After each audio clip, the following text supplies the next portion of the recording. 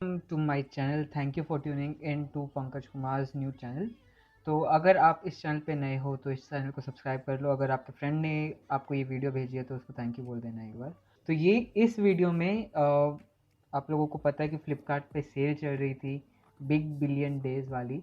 तो मैंने अपने एक लैपटॉप के लिए, एचपी का लैपटॉप है, उसकी डिटेल्स मैं आपको साथ के साथ बताता रहूँगा।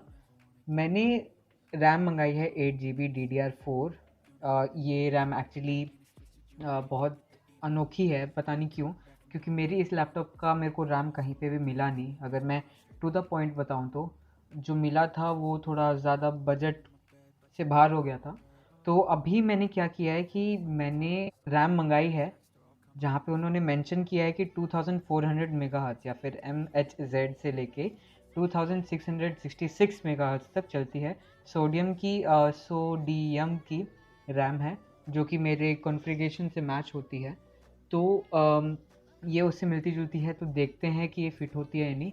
और ये पहला गाइड रहेगा आपको जो बताएगा कि हाँ चीज़ ठीक चल रही है नहीं चल रही। अगर आपके पास भी यही यही सेम लैपटॉप है, पेविलियन का, एचपी का पेविलियन लैपटॉप है, तो आगे देखते रहिए। एक यहाँ पे वार्निंग मैं देता हूँ कि ये वीडियो ना ही स्पॉन्सर्ड है, ना ही ये टेक से रिलेटेड है, मतलब कि कोई मेरे को सपोर्ट नहीं कर रहा है इस चीज़ में। तो अगर आपको कोई भी दिक्कत होती है, अगर आपको पता है, आपको लगता है कि आपसे नहीं होने वाला, तो प्लीज़ इसके साथ छेड़खानी ना करें।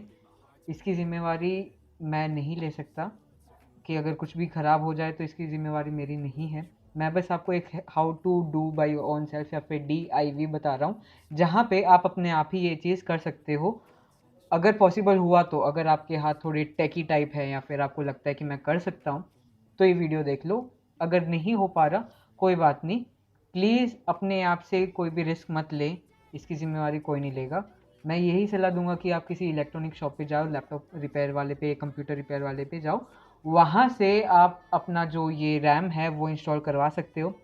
वो थोड़े चार्जेस लेंगे, मिनिमल चार्जेस लेंगे, ज़्यादा नहीं लेंगे। और अगर आपको लगता है कि आपको अपने लैपटॉप के बारे में नहीं पता कि कैसी रैम है या फिर किस तरह की कॉन्फ़िगरेशन है, तो वो चीज़ भी मैं आपको यहाँ पे बता दूंगा। आप ऑनलाइन मंगा सकते हो यहाँ, या फिर आप वहाँ पे जाके पर्सनली फिजिकली उनको लैपटॉप दिखा सकते हो और वो आपको अपने आप ही दिखा देंगे, या फिर आपको बता देंगे कि आपका रैम जो है वो इतने का रहेगा, इतना उसका प्राइस सेगमेंट रहेगा। अगर आपको और अच्छी स्पीड चाहिए, थोड़ी और मिल जाएगी। DDR5 कहीं नहीं मिलेगा, DDR3 स्लो है। DDR4 जो है वो अभी लैपटॉप्स में आता है, जिससे स्पीड आपकी थोड़ी ठीक रहती है। तो अभी हम सीधा लैपटॉप की स्क्रीन पे चलते हैं। तो हाँ, हम आ गए हैं अपनी लैपटॉप की स्क्रीन पे, जहाँ पे आप देख सकते हो कि मेरा लैपटॉप ठीक ही ठाक चल रहा है। लेकिन फिर भी मैं सोचा कि वीडियो एडिटिंग वगैरह या फिर ऐसी कोई भी एप्लीकेशंस चलाने के लिए कभी कभी ये लैग करने लग जाता है। तो यहाँ पे अगर मैं आपको दिखाऊं कि मेरा कितना रैम है फ़िलहाल तक, तो आप टास्क बार में जाके देख सकते हो। अगर मैं इसको ज़ूम करूँ थोड़ा सा, जो नया अपडेट है वैसे उसमें थोड़े चेंजेस आ गए हैं, तो कंफ्यूज मत होना। यहाँ पे जाओगे तो आपको ये परफॉर्मेंस वाला ऑप्शन दिखाई देगा। यहाँ पे आपको CPU, अपना मेमोरी, अपना डिस्क, अपना वाईफाई, GPU, या फिर आपके पास अगर ग्राफिक्स कार्ड हो तो उसके बारे में भी डिटेल्स बता देगा। और मेरे को देखना है मेमोरी रैम। यहाँ पे आप पहले ही देख सकते हो कि यहाँ पे है 2.8 GB जो कि यूज़ हो रहा है 7.9 GB, मतलब 8 GB में से। तो मेरा जो परसेंटेज है वो 35% है जो इसमें फ़िलहाल तक यूज़ हो रहा है। और अगर आप देखो HDD, जो कि मतलब एकदम कमाल कर देती है कई बार, तो यहाँ पे आप देख रहे होगे कि इसकी रेशियो कितनी बढ़ी हुई है, तभी लोग SSD को प्रेफर करते हैं। ये चीज़ का भी ध्यान रखना अगर आप लैपटॉप ले रहे हो। तो ये जो मेरी मेमोरी है, आप देख सकते हो यहाँ पे उसकी स्पीड है 2400 मेगाहर्ट्ज़। यहाँ पे अगर आपको और जूम करके दिखाऊँ तो यहाँ पे देखो, यहाँ पे लिखा हुआ है 2400 मेगाहर्ट्ज़।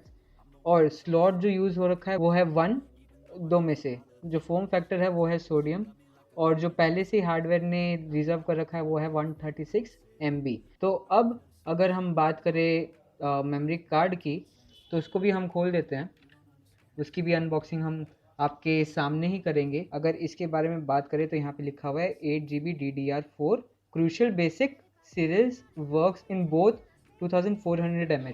ठीक है, ये वीडियो मैं बेसिकली इसलिए बना रहा हूँ क्योंकि इसकी जो रिटर्न पॉलिसीज़ हैं, आप अगर फ्लिपकार्ट या अमेज़ोन से मंगाते हो तो यहाँ पे इनकी रिटर्न नहीं होती। अगर आपको गलत आइटम आ जाता है या फिर वो आप में सपोर्टेड नहीं होता तो उस चीज़ का हम रिटर्न नहीं कर सकते हैं, रिटर्न पॉलिसीज़ नहीं होती है।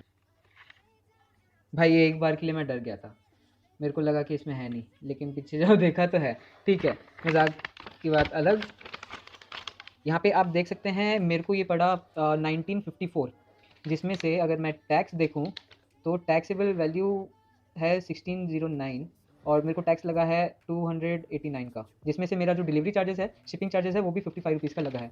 यहाँ पे जो मैं पहले ही बता रहा था आपको कि बोथ 2400 मेगाहर्ट्ज़ और 2666 मेगाहर्ट्ज़ में भी चलती है, सिंगल चैनल है और नॉट एलिजिबल फॉर रिटर्न। यहाँ पे देखो साफ साफ लिखा भी हुआ है इन्होंने। और प्लीज़ इसके साथ अगर आप खुद भी कर रहे हो तो प्लीज़ इसके साथ बहुत ही केयरफुल रहो, क्योंकि अगर कुछ भी हो जाता है तो भाई रिटर्न तो है ही नहीं, है ना, तो भाई डर लगता है। तो ये देखो, ये भाई बहुत हल्की सी चीज़ है, ऐसी दिखती है। अगर मैं इसको और क्लियरली दिखाऊं तो भाई बहुत ही भारी जुगाड़ है। Product of Malaysia. तो यहाँ पे ये सारी चीज़ें आपको दिख रही है। अब बात आती है, इसको बंद करो, सेफली साइड में रखो, ठीक है, फिर लैपटॉप को खोलने बैठ जाओ।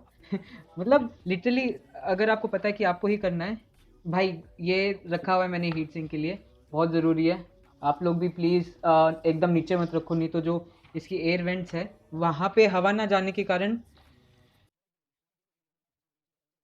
और अगर हम इसकी कॉन्फ़िगरेशन की बात करें तो इसमें ऑलरेडी 8 GB रैम है, SSHD है, जो कि बोलते हैं कि फ़ास्ट है, लेकिन आई डाउट, मेरे को बहुत डाउट है इस चीज़ के ऊपर, क्योंकि आपने नहीं देखा, लेकिन फिर भी मैं आपको बता देता हूँ कि इसका जो जब इसको नया विंडोज़ डाला था या फिर नया विंडोज़ आया था, विंडोज़ 11, या फिर जब मैंने नया नया ख़रीदा था विंडोज़ 10, तब इसका लोडिंग टाइम या फिर जब लोड हुआ था, जब चालू होता है तो कम से कम भी 30 सेकंड ले लेता है, मतलब पुराने लैपटॉप जितना ये वो देता है। तो SSHD बोलने के लिए तो गेमिंग का है, लेकिन असलियत में इतना काम नहीं करता है। तो अगर आपको लगता है कि हाँ कंपनी जैसे बोल रही है वैसे ही काम करे, तो आप लोग शायद उस चीज़ पे गलत हो। तो अगर आपको कम SSD भी मिल रही है तो भी उसको आप परचेज़ कर सकते हो, क्योंकि वहाँ पे आपको जो पावर है, जो स्पीड है ऑपरेटिंग करने की, वो बहुत ज़्यादा मिलेगी, जिसके कारण आपको कोई भी दिक्कत नहीं आएगी किसी भी चीज़ में। तो अगर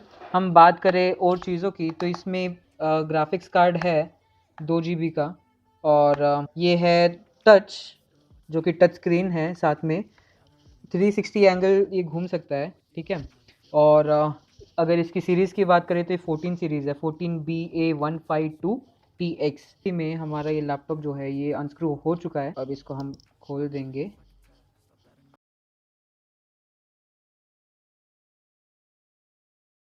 हमने खोलना शुरू कर दिया है इसको, ठीक है। अंदर आपको जितने भी कंपोनेंट्स हैं वो सारे दिखा दूंगा।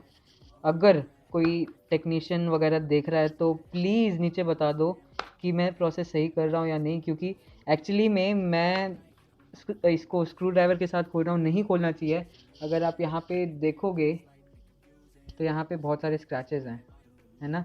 ये मोस्ट प्रॉब्ली इसलिए है क्योंकि मैंने थर्मल पेस्ट मंगवाया था बहुत पहले, और वो थर्मल पेस्ट को निकालने डालने के लिए और थोड़ी साफ़ सफाई करने के लिए मैंने उस टाइम पे भी स्क्रू ड्राइवर यूज़ किया था। तो आप स्क्रू ड्राइवर की जगह एक प्लास्टिक का ओपनर आता है लैपटॉप का स्पेसिफिकली अलग से, वो चीज़ आप यूज़ कर सकते हो ताकि ये स्क्रैचेस वगैरह ज़्यादा ना आए, ठीक है। तो इसको अब फास्ट फॉरवर्ड कर देता हूँ मैं।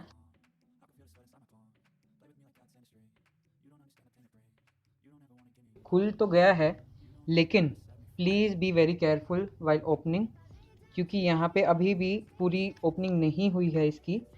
आपको खोलते ही बहुत सारी तारें जुड़ी मिल जाएगी, जो कि डेंजरस हो सकती है अगर टूट जाए, क्योंकि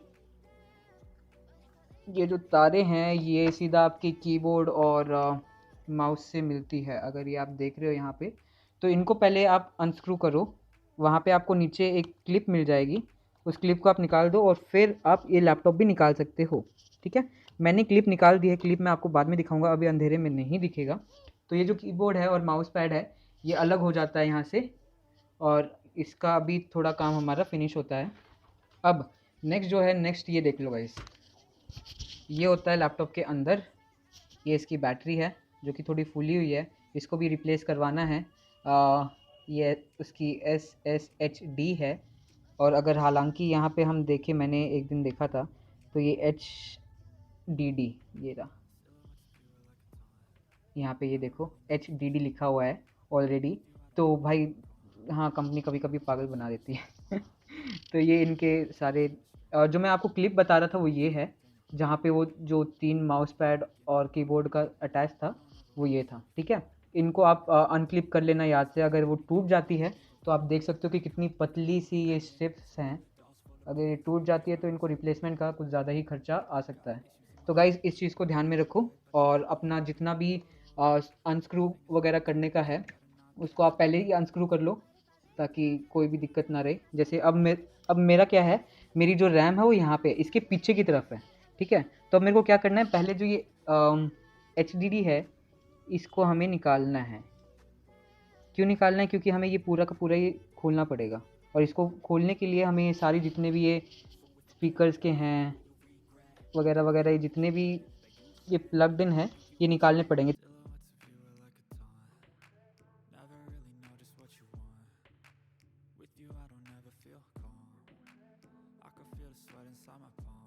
तो ये जो चीज़ है ये है चार्जिंग के लिए, यहाँ पे कोने में कॉर्नर में इसका चार्जिंग का है।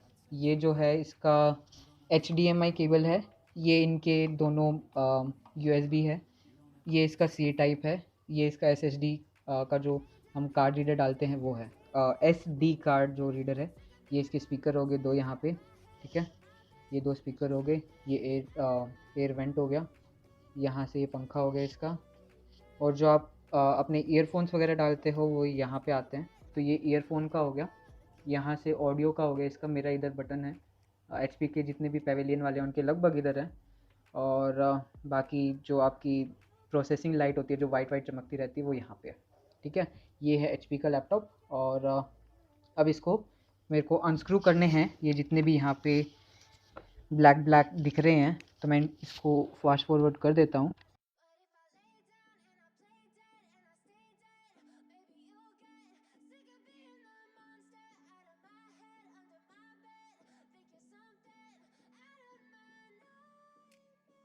तो हाँ, पहले अपनी आप बैटरी डिसएम्बल कर सकते हो, ठीक है। वहाँ से जैसे आप बैटरी निकालोगे, आपको धीरे धीरे बैटरी निकाल लो। बैटरी यहाँ से आप पंखा उठा लो और फिर ये बैटरी निकाल दो यहाँ से, ठीक है। बैटरी को आप डिस्चार्ज करने के बाद यहाँ से इसको उठा लो, क्योंकि कभी कभी बैटरी इसकी अटकी रह सकती है। फिर जैसे ही आप ये बैटरी वगैरह हटा दोगे एक बार के लिए, तो आपकी जितनी भी तार वगैरह हैं या फिर जितने कुछ भी हैं वो सारे आपके बाहर निकल जाएंगे। उसके बाद आपका जो मेन चीज़ है वो तो बाहर आ गया है। अब इसको जो है आप अच्छे से सेफ जगह पे साइड में रख दो, ताकि कोई भी दिक्कत ना हो तार वगैरह में या फिर ऐसा कुछ भी। एंड अपने जो मेन चीज़ है मेन चीज़ पे फोकस कर दो। तो उसको साइड में रखने के बाद आप यहाँ पे देख पा रहे होगे कि यहाँ पे कि तो ये जो आप स्टील की देख रहे हो यहाँ पे, यहाँ से इसके नीचे है आपका खजाना। आपका खजाना मतलब आपका रैम। तो ये जो टेप आप देख रहे हो, इस टेप को आप निकाल दो। काश ये रैम वगैरह अपग्रेड करने इतना मुश्किल नहीं होता, तो शायद मज़ा ही आ जाता।